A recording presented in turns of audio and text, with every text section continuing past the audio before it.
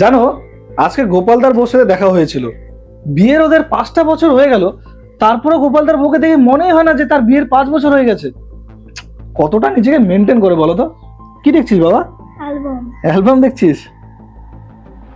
ইস, তোমার এক এক সময় তোমার ছবিগুলো দেখে ভাবি যে তুমি একসময় কি ছেলে আর কি হয়ে গেছো। সত্যি নিজের শরীরটাকে একটু ফিট রাখার তো চেষ্টা করো। দেখতে দেখতে তো বুড়ি হয়ে যাচ্ছ তুমি।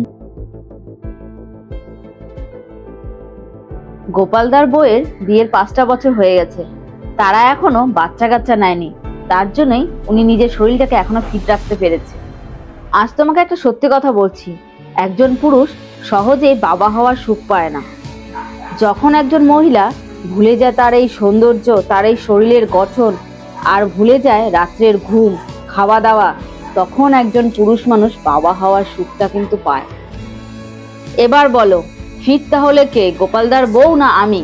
আজ তুমি আমায় একটা অনেক বড় সত্যি কথা বলেছো, কিন্তু হয়তো অনেক পুরুষরা এই জিনিসটা ভুলে যায় যে একটা মহিলা যখন ভুলে যায় তার চেহারার সৌন্দর্য, শরীরের গঠন, রাত্রের ঘুম, দিনের খাওয়া দাওয়া, তারপরে কিন্তু সে গিয়ে বাবা হওয়ার সুখটাকে পায়। সত্যি তোমরা কিন্তু অনেক কষ্ট সহ্য করো, তারপরে তোমরা পরিবারটাকে ধরে রাখো।